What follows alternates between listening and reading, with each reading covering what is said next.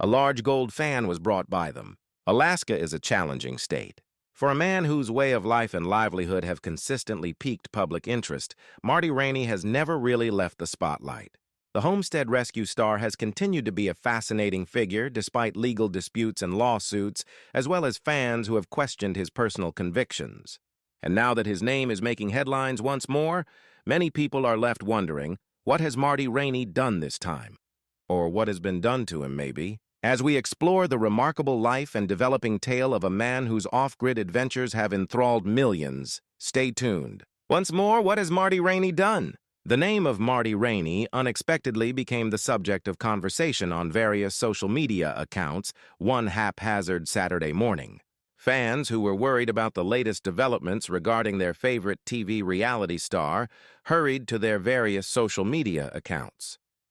However, they were surprised to see that this time he wasn't at fault. It wasn't a string of disparaging remarks about his beliefs, nor was it another lawsuit. A heated argument broke out between Marty Rainey and a drone operator. Marty claims that the drone operator was apprehended while illegally recording his property. After Homestead Rescue star Marty Rainey broke his new aerial drone operator Justin Pursley posted on social media. He filed a restraining order against Marty Rainey in exchange. According to Marty Rainey, the drone flew over his property in an obtrusive and potentially unlawful manner. Marty Rainey was outside his cabin sharpening his chainsaw that day when he heard a mechanical buzzing overhead. He noticed a drone hovering right above him when he looked up. He remembered stepping out into the open and looking back at the stationary machine, startled and angry. According to him, I noticed a drone flying directly overhead over my cabin and me when I looked up. I went out right away and stared at the stationary hovering drone. But that wasn't all. Marty Rainey also claimed that the drone followed him for almost 1,000 feet as he was making his way to his truck, saying the flight felt intrusive and invasive on his private property, and he allegedly tried to grab it out of instinct after a state trooper dispatcher allegedly told him that such activity was illegal. The irony of this is that I work really hard as I travel the country filming to set a good example for Alaska and my family. Justin Pursley, on the other hand, told a completely different story, claiming that he and his father-in-law were just testing the new device from a public pull-off near the mountain pass, and that when Marty Rainey approached him, he was shocked to see the well-known Alaskan frontiersman get out of his truck. The reality TV star responded to Justin Pursley by calling the men evasive and uncooperative. Marty Rainey recounted the exchange on Facebook. "I saw this big cowboy hat pop out and everything," Play recalled. "And I'm like, Marty Rainey?" Tensions quickly escalated. Justin Pursley claimed that Marty Rainey accused them of filming him on private land, which he denied several times. Fans were unsure of who was telling the truth. I also questioned them about why they were filming me on my personal land. They refuted it. I asked 3 times. They denied 3 times. After arguing back and forth, the situation worsened, and both men ended up calling 911 after I told them, "You guys are lying and I'm calling the troopers." Soon, state troopers came. The truth, however, hinged on viewpoint, as was the case with many disagreements in the wilderness. According to Justin Pursley, troopers assured him that the drone flight was lawful. The officers weren't totally certain, Marty Rainey retorted, because the rules governing drones in rural airspace are still complicated. According to spokeswoman Megan Peters, "I really don't know any more than we have a reported incident involving a drone in the Hatch Pass area from this weekend, and the trooper who has the case is not on duty until I can speak with him." The situation became surprisingly friendly after a few days of the men publicly arguing on Facebook, each posting his own version of what happened. Marty Rainey apologized in public and offered to replace the drone. "I've been driving to and from China for the past 2 days, Justin Pursley." He wrote, "I'm willing to give myself plenty of time to reflect while traveling through this incredible state.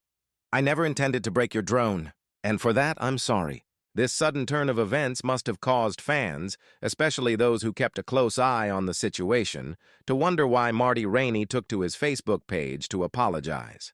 What if the drone had recorded something that wasn't supposed to be seen? Or why did the all-powerful Marty Rainey suddenly apologize to Justin Pursley?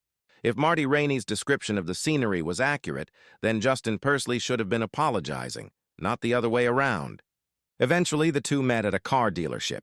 In Anchorage, where Rainey gave Pursley $310 in cash, the precise amount of the drone, they shook hands and both men said that the issue was resolved. Rainey even offered Pursley a job as a drone operator for his show, but Pursley politely declined. I met with Justin, paid for the drone and new parts for the damaged one. Now he has two. Shook hands, all good. I offered him a job as a drone operator for my show. Best I can do, Marty Rainey wrote in a final post titled Drone Finale. A representative for the Discovery Channel stated that the cable channel had no comment. Apart from the drone encounter situation that made Marty Rainey's name a headline, he was once the subject of discussion, but this time it was based on his beliefs, attention of those close to the show. A song from his 1997 album Strum It from the Summit, titled Adam and Steve, was re-released online, sparking a renewed debate about his views. The song's lyrics, which read, "I believe in Adam and Eve," expressed opposition to same-sex relationships. Adam and Steve are not real to me. Critical allusions to gay pride celebrations and changing social mores were also included in the song. In one verse by singing, "Whatever happened to the American dream when we treated a lady, not a guy, as a queen?" Marty Rainey expressed his concerns about a culture that accepts homosexuality. Later on, he adds, "I'm an unsung hetero, but only in male-only circles." Then, however, that circle shrinks daily. With our children as evidence, he goes on, "Hey, maybe we should march in our own parade and march with women by our sides," chanting, stating that women make much better brides before doing something they can't. The song was quickly taken down from Spotify, Apple Music, and Amazon Music when media outlet Deadline reached out to Discovery Channel and Raw TV for comment. The show's production partners distanced themselves from the lyrics in statements after the revelation, saying, "Raw is shocked by the content of this song. We are shocked by its content and do not share any of its sentiment." Discovery Channel echoed the sentiment, stating that the song, which was written more than 20 years ago, does not in any way reflect the network's values.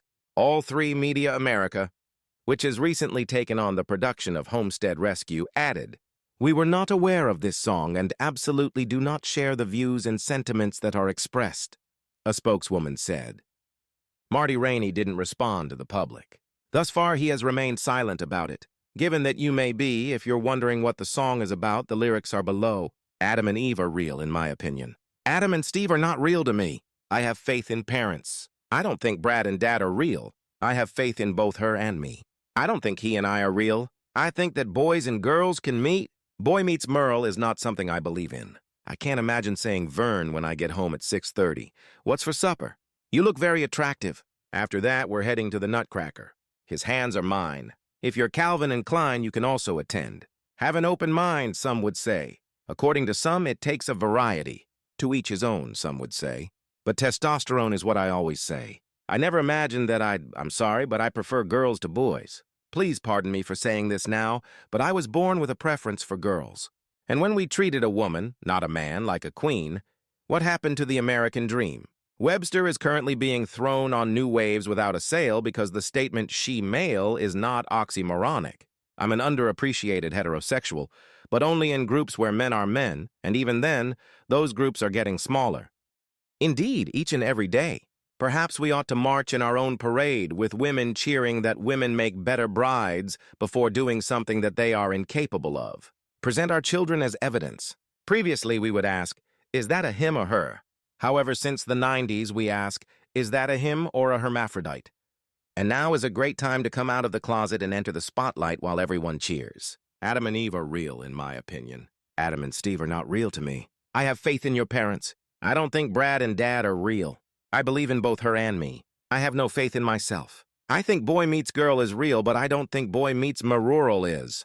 The song in question appears to be more of a poem based on the lyrics. It would have been simpler for fans to listen to and evaluate the song based on its rhythm and flow, as well as its lyrics if it hadn't been taken down from Apple, Spotify, and Amazon Music. Creating a beautiful song with intricate lyrics would be challenging. The reaction and hatred Marty Rainey received weren't necessary because he was expressing his opinions anyhow. He didn't make everyone listen to his song after all. The song was released a long time ago anyway. Marty Rainey is more than just his recent controversy and his beliefs. As we learn more about this reality TV personality, stay tuned. Everything you need to know about the ascent to fame of Marty Rainey. The story of Marty Rainey started in the tiny logging community of North Bend, Washington, rather than in the wilderness of Alaska. In 1957, the reality TV personality was born. As a child, Marty spent his childhood staring at the far-off summits of the Cascade Mountains, which evoked images of adventure, freedom, and the Wild West. His dream to travel north and make a living in the wilderness itself would be shaped by those imposing silhouettes. When Marty Rainey was 16 years old in 1974, he fulfilled that dream. He left school, packed what little he had, and traveled to Alaska, a place that is both harsh and beautiful. His first residence was off-land, not just off-grid. He experienced firsthand the value of perseverance, independence, and hard work in a floating logging camp on Prince of Wales Island. He married Molly Rostel years later. The couple settled in the isolated backcountry of Hannes, Alaska, which is encircled by brown bears and tall mountains. Although life there was harsh and frequently unforgiving, it helped to create a family whose spirit was as resilient as the land they inhabited. In the end, Marty remarried Diana Rainey, who has since joined him on television and become a reliable business partner. Diana is as passionate about Alaska's wilderness as Marty is, as is the Rainey family's off-grid way of life. Marty had established himself as a survival expert and master craftsman before cameras ever found him. He established Alaska Stone and Log, which uses timber, stone, and sheer grit, all of the state's natural resources, to handcraft houses and other structures. The company reflected his philosophy in life. Don't waste anything. Live with your heart and build with your hands. However, logging was a seasonal trade, and Marty shifted to construction during the long winters. He started his own business and worked for himself full-time by 1982. He developed into a multi-talented survivalist, builder, and craftsman. Later, his television career and subsequent reputation would be built upon those years of experience. The National Geographic Channel took notice of Marty before Homestead Rescue ever aired, when he made an appearance in Ultimate Survival Alaska. Marty Rainey displayed the same unadulterated talent and genuineness that had long characterized his real life over the course of 3 seasons and 36 episodes. All television did was bring to light what Alaska had already seen for decades: a man capable of survival, climbing, and building in the face of adversity. He was chosen by the Discovery Channel to host Homestead Rescue because of that same reputation. In this series, Marty and his kids assist struggling homesteaders throughout America has mastered the art of subsistence farming. His method, which reflects decades of taming the Alaskan frontier, is realistic, straightforward, and firmly grounded in experience. Beyond television fame, the Marty Rainey business now offers a reliable and significant living. It is based on the practical labor of a man who knows the ground beneath his feet, not on fame. Despite not being the tallest man in Alaska at 5'8", Marty Rainey's presence is noticeable. Following in his footsteps, his kids, Matt, Misty, and others, have all carved out unique careers for themselves in the family business. His sons continue the tradition of building and wilderness survival, and his daughter, Misty Rainey Bellado, is a successful homesteader and builder. Together, they have come to represent tenacity, cooperation, and the unwavering strength of family. In Alaska, the Raineys reside on a 40-acre homestead that can only be reached by traversing a thundering Class 4 river. Every member of the family has constructed a house there that embodies their individuality. Using dead spruce trees, Misty and her husband, Micaiah, built a log cabin.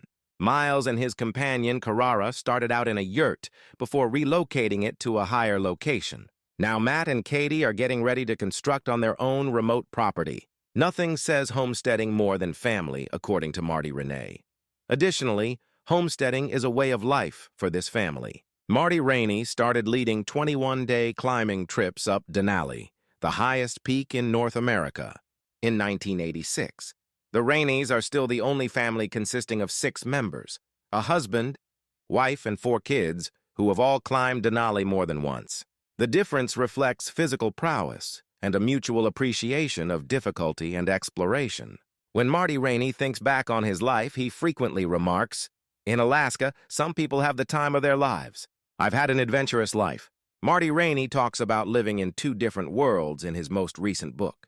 His balance as a builder, teacher, mountainman, and mentor is reflected in his two lives, one on his untamed Alaskan homestead where self-reliance and simplicity are paramount, and the other traveling the north to assist others in establishing themselves off the grid through Homestead Rescue. Marty Rainey writes, "My second life finds me traversing North America, responding to the requests of potential homesteaders who have contacted me for assistance in overcoming their own seemingly insurmountable obstacles in their quest for a more straightforward lifestyle."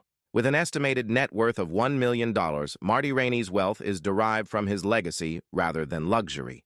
His craft, television work, and the long-running family business that began as a boy gazing at far-off mountains are the sources of his wealth. As an adventurer, survivalist, and keynote speaker, Marty Rainey never stops encouraging people all over the world to rediscover independence and reestablish a connection with nature.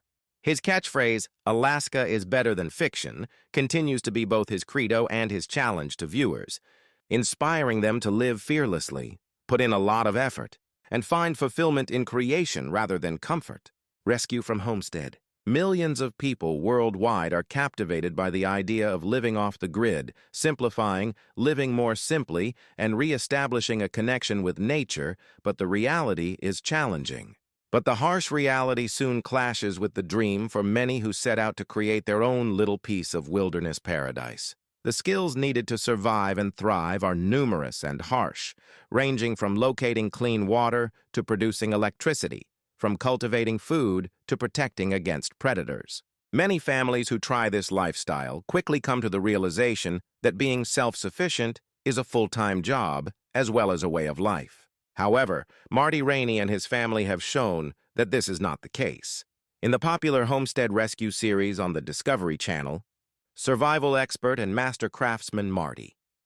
In order to assist struggling homesteaders in establishing themselves, Rainey travels far into America's most untamed frontiers with his son Matt, a skilled hunter and fisherman, and daughter Misty, a skilled farmer. Every episode opens with a tale of a family in crisis, their hopes of independence evaporating, and hope on the verge of collapse. Instead of arriving as celebrities, the Raineys bring generations of experience to those in need as educators and problem solvers. Their goal is straightforward but profound: to leave each homestead more resilient, secure, and long-lasting than when they arrived.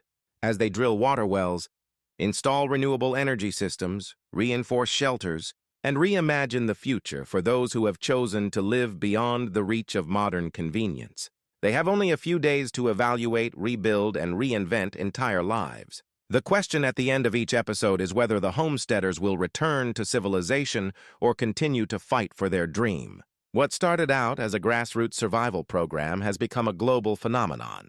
Today, Homestead Rescue has over 2 billion subscribers worldwide thanks to its heart and genuineness, which appeals to viewers.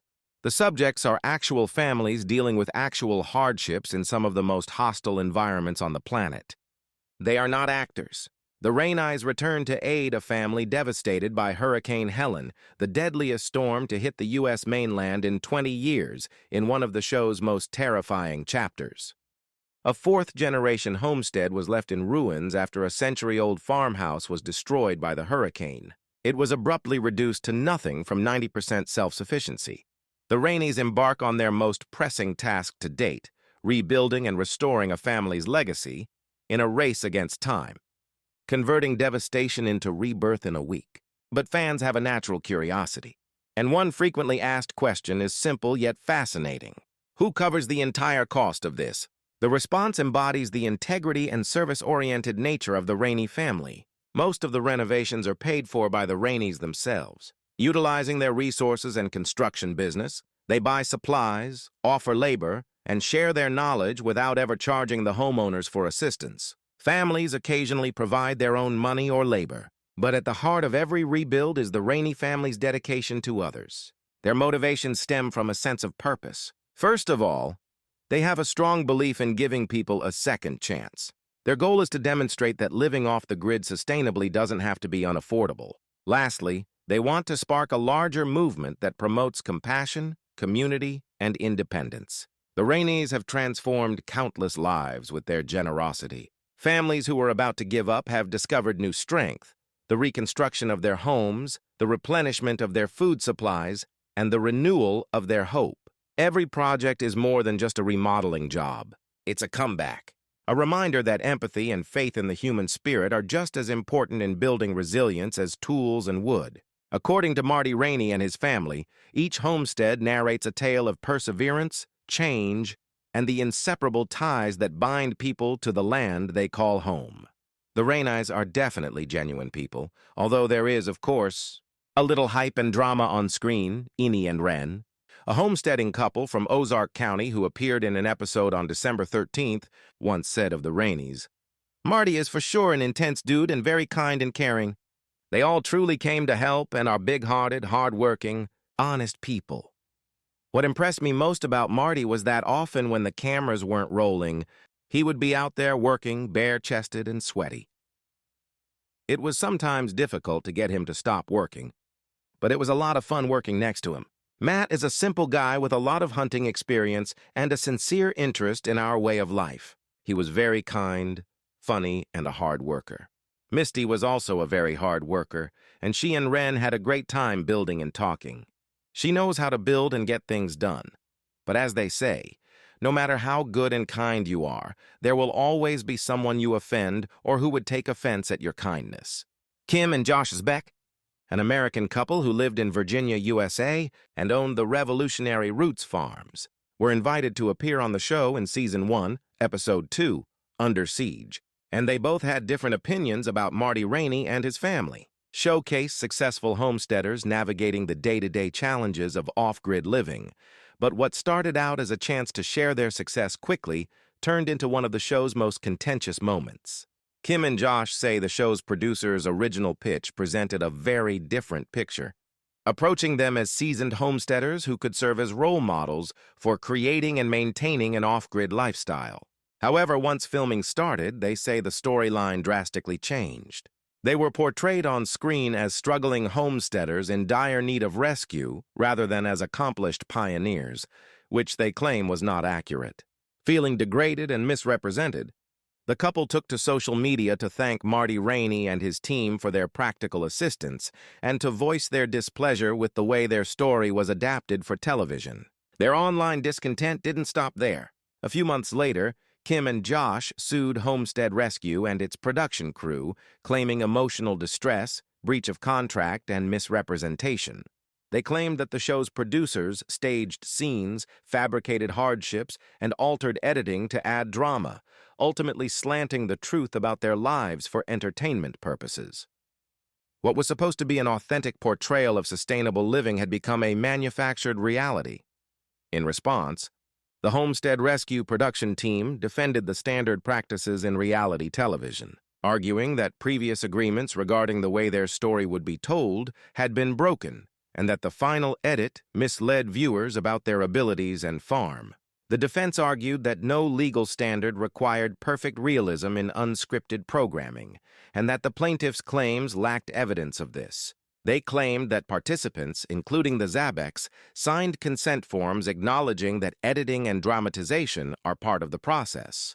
The Zabeks sought monetary compensation and a public acknowledgement of the alleged misrepresentation, but the case is still unresolved in the public record, with no court ruling or settlement made available and no definitive public statement from either party regarding its conclusion. They claimed that what the Zabeks experienced was not deception, but rather the standard storytelling format of contemporary reality TV. The controversy raised questions about the Zbek experience and the veracity of reality television that extend far beyond a single-family story. It rekindled the debate about how much of what viewers see on screen is real and where the line lies between storytelling and manipulation. Was Homestead Rescue a real lifeline for desperate families trying to survive off the grid, or was it a carefully staged show?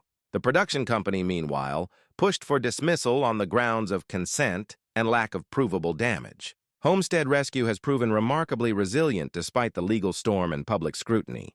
The show has strong ratings and devoted followers who connect deeply with the Rainey family's spirit, expertise, and determination. Season 11, which concluded in February 2024, delivered some of the series' most gripping moments yet. including a tense finale centered on a flooded homestead that tested the family's engineering skills and emotional endurance. The lawsuit raised these doubts, forcing fans and critics to consider how reality is shaped in the editing room. The combination of heart, adversity, and survival continues to be the formula that keeps Homestead Rescue among the Discovery Channel's most watched survival programs. As fans eagerly await Season 12, speculation is running wild. The Raineys were praised by viewers not only for their practical know-how, but also for their compassion and teamwork under pressure. The lack of confirmation regarding Homestead Rescue Season 12 may be due to timing, but given the show's steady success and devoted audience, many think it's only a matter of time before the network greenlights another season.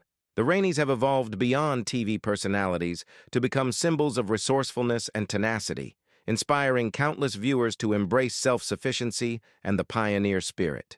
An official renewal announcement, which sparked growing anticipation across social media and fan forums. Fans are eager for the Raineys to return to repair damaged shelters, mend struggling families, and rekindle the debate about where the line between television drama and aid truly lies. However, with Season 11 having just concluded earlier this year, Discovery may be too soon to make its next move. Production cycles for a series of this scale typically take months of planning, travel, and filming before any official announcement can be made. Please share your thoughts in the comments section. Thank you for watching, and if you like this video, please remember to like, share, and subscribe to our channel for more engaging content.